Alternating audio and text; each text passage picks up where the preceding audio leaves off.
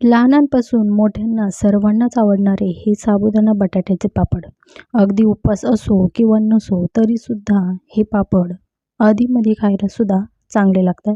बनवायला इतके सोपे आहे की अगदी एकटी व्यक्ती पाहिजे तेवढे पापड बनवू शकते.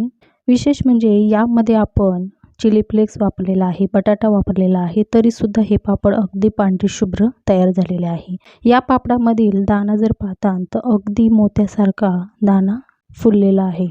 ज्यांनी कोणी हे पापड बनवले नसतील ते सुद्धा अगदी पहिल्याच प्रयत्नामध्ये हे पापड बनवतील.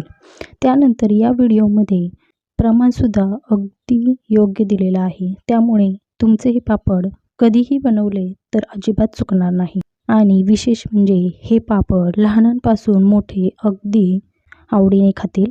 या पापड्या आपल्याला वर्षभर साठवून ठेवायच्या, त्यामुळे या इथे आपण तेलाचा अजिबात वापर केलेला नाही. त्यामुळे हे पापड किंवा या पापड्या अगदी वर्ष 2 वर्ष आहेत तशाच रंगाच्या राहतात.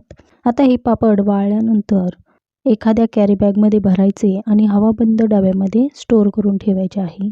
हे पापड पाहता तर अगदी मस्त, यामधील बटाटासुद्धा छान दिसतो आणि आपण जी चिली फ्लेक्स वापरली ती सुद्धा छान दिसत आहे.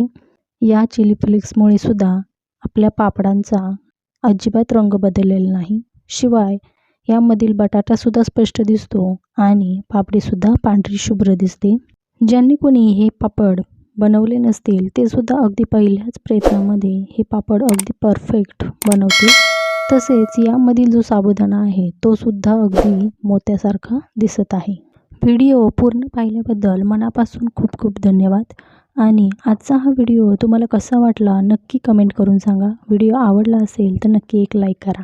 पुन्हा भेटूया अशी छानशी रेसिपी घेऊन. तोपर्यंत धन्यवाद.